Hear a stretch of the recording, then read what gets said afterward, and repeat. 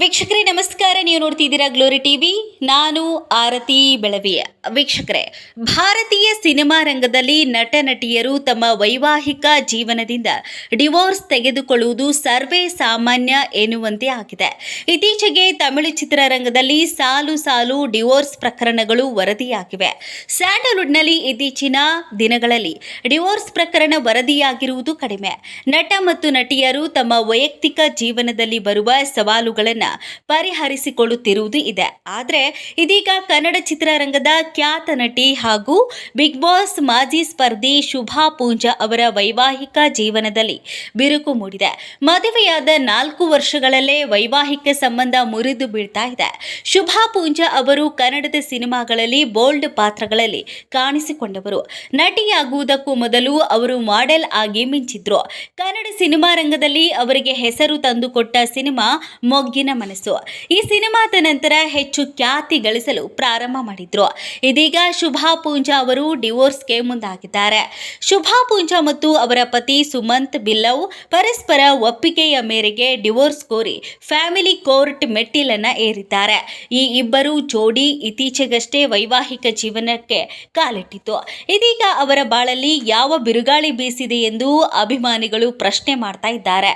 ಶುಭಾ ಪೂಂಜಾ ಅವರು ಕನ್ನಡದ ಮೊಗ್ಗಿನ ಮನಸ್ಸು ಸೇರಿದಂತೆ ಹಲವು ಸಿನಿಮಾಗಳ ಮೂಲಕ ಜನಪ್ರಿಯತೆಯನ್ನ ಗಳಿಸಿದ್ದಾರೆ. ಉದ್ಯಮಿ ಸುಮಂತ್ ಬಿಲ್ಲವ್ ಅವರನ್ನ ಪ್ರೀತಿಸಿ 2022ರ ಜನವರಿಯಲ್ಲಿ ವೈವಾಹಿಕ ಜೀವನಕ್ಕೆ ಕಾಲಿಟ್ಟಿದ್ರು. ಮದುವೆಯಾದ ನಂತರ ಈ ಜೋಡಿ ಸಂತೋಷದಿಂದಲೇ ಜೀವನವನ್ನ ಸಾಗಿಸ್ತಾ ಇತ್ತು. ಆದರೆ ಈಗ ಬಂದಿರುವ ಡಿವೋರ್ಸ್ ಸುದ್ದಿ ಕೇಳಿ ಅಭಿಮಾನಿಗಳು ಆಘಾತಕ್ಕೆ ಒಳಗಾಗಿದ್ದಾರೆ.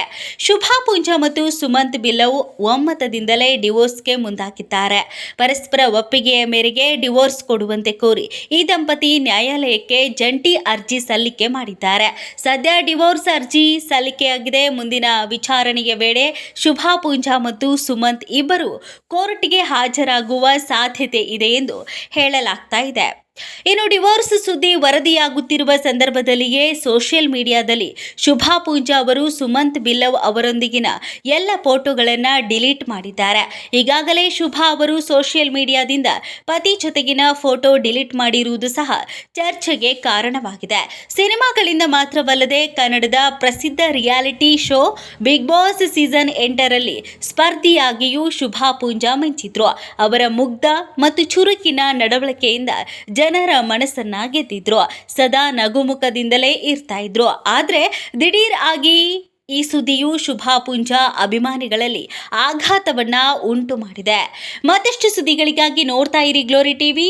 ಲೈಕ್ ಮಾಡಿ, ಶೇರ್ ಮಾಡಿ, ಸಬ್ಸ್ಕ್ರೈಬ್ ಮಾಡಿ. ಇದು ನಿಮ್ಮ ಶಕ್ತಿ.